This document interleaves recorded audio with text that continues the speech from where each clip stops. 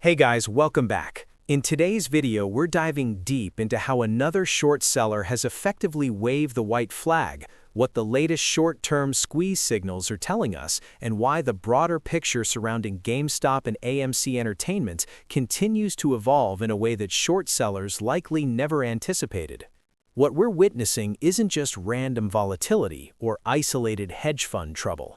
It's part of a pattern that has been unfolding steadily over the past few years. And once you zoom out and connect the dots, it becomes much clearer why certain firms are struggling while the companies they bet against are stabilizing and in many ways strengthening. Let's start with the latest addition to what many in the community jokingly call the wall of shame. Another hedge fund known for carrying significant short exposure to GameStop has seen investors pull capital and ultimately step away. Now, when investors abandon a fund, it's rarely because everything is going well. Capital flight usually signals rising perceived risk, deteriorating performance, or both. In this case, the narrative that GameStop is an easy short simply doesn't hold the same weight it once did. The company's balance sheet has improved dramatically compared to previous years. Reports indicate that at the close of the first quarter, GameStop held approximately $6.4 billion in cash and equivalents, a massive increase compared to roughly $1 billion at the close of the prior year's first quarter. That kind of liquidity fundamentally changes the risk profile.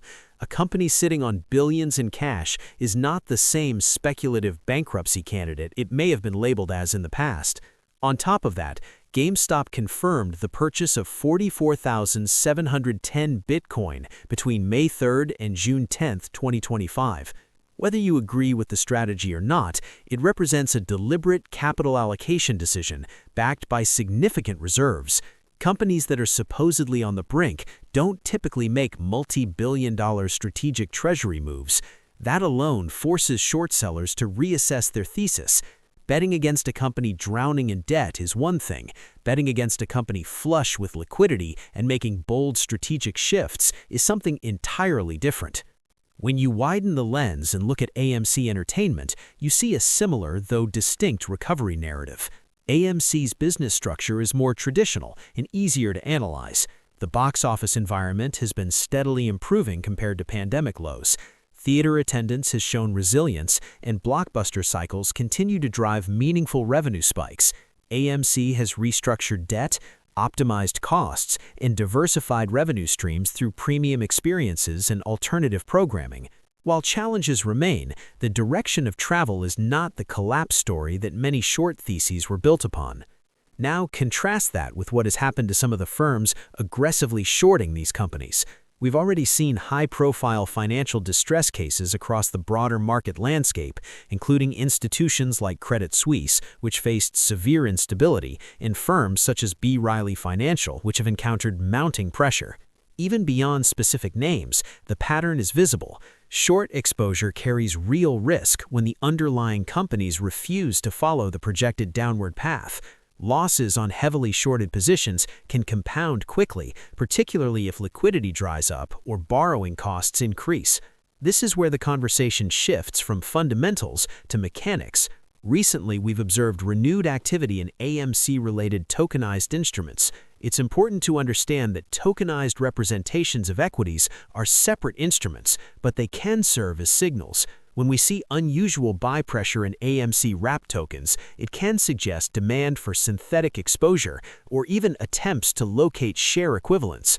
While demand for tokens does not automatically translate into direct share purchases, historically, spikes in token activity have coincided with moments when short sellers were under increased pressure to source liquidity. At the same time, we've discussed how fails to deliver, or FTDs, may appear to decline in direct reporting metrics. A decrease in visible FTD numbers does not necessarily mean short sellers no longer face settlement pressure. It can also indicate that exposure is being rerouted through alternative instruments. Markets are layered. Exposure can be expressed via ETFs, swaps, options, and tokenized assets. If direct FTD visibility drops while correlated instruments show heightened activity, that's not resolution, it may be redistribution. Another element worth highlighting is the divergence between corporate fundamentals and short seller balance sheets over time. AMC and GameStop have both shown measurable improvements in liquidity positions compared to prior crisis points. Meanwhile, funds carrying concentrated short bets have faced increasing borrowing costs, collateral requirements, and investor scrutiny. Capital is not patient when performance deteriorates. Investors pull money, redemptions force deleveraging, deleveraging pressures positions. That feedback loop can accelerate faster than many anticipate. There's also a psychological component to all of this. When a company that was widely dismissed begins to demonstrate resilience, the original thesis erodes. Markets are forward-looking. If bankruptcy probability falls and liquidity strengthens, the asymmetric risk profile of a short position becomes less attractive. You're no longer betting on collapse, you're betting on stagnation at best, and at worst, you're exposed to upside volatility. In the case of GameStop, the sheer scale of its cash position alone alters strategic optionality. With billions on hand, management has flexibility. Acquisitions, investments, treasury diversification, operational pivots. Even if some moves are debated, the existence of optionality reduces existential risk. For AMC, operational leverage tied to box office cycles means revenue recovery can meaningfully improve financial metrics quarter by quarter. Short theses built on permanent impairment struggle when revenue trends stabilize. When we put these pieces together, improving corporate fundamentals, visible stress among certain short-biased funds, renewed activity in alternative trading instruments, and shifting liquidity dynamics, the broader narrative becomes clearer. This isn't a single headline event, it's a gradual shift in risk distribution. Each fund that exits or reduces exposure reduces collective short pressure, but it also signals that maintaining those bets has become increasingly expensive or uncertain. None of this guarantees a specific price outcome or timeline. Markets can remain volatile and unpredictable, but what it does highlight is the structural evolution underway. Companies that were once framed purely as speculative collapse stories now have tangible financial buffers. Funds that once projected dominance in these trades are facing measurable constraints, and alternative market signals, whether in tokens, ETFs, or settlement data, suggest that positioning remains complex beneath the surface. As always, this is not financial advice. It's critical to do your own due diligence and evaluate information independently. But when you analyze the balance sheets, the capital flows, and the mechanics together rather than in isolation, the situation looks far more nuanced than simple headlines suggest. The story isn't just about volatility, it's about durability, liquidity, and the slow reshaping of risk across both corporate and institutional balance sheets. Beyond balance sheets and liquidity, we're starting to see behavioral signals, and those signals often tell you more about pressure than any quarterly report ever could. One of the clearest examples of that recently came from Ken Griffin, the CEO of Citadel. His public comments directed toward retail investors were particularly interesting.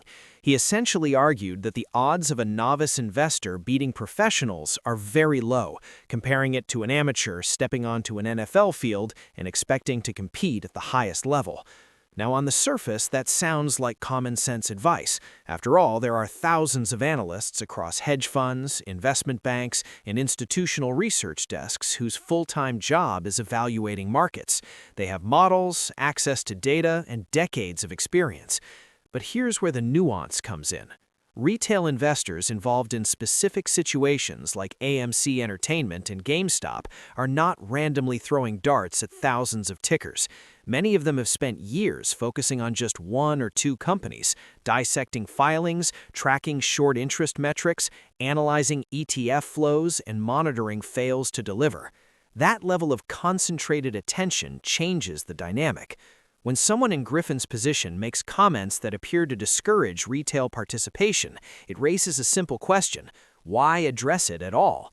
If retail had no impact, there would be little reason to publicly emphasize their supposed disadvantage.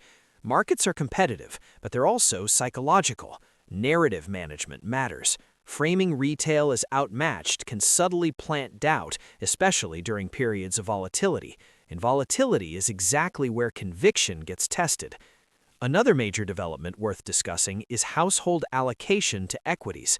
Data shows that U.S. household equity allocation has climbed to roughly 43%, one of the highest levels in history. That means retail participation in markets is structurally elevated compared to many past cycles. When households own a larger slice of the market, price discovery dynamics can shift. Institutions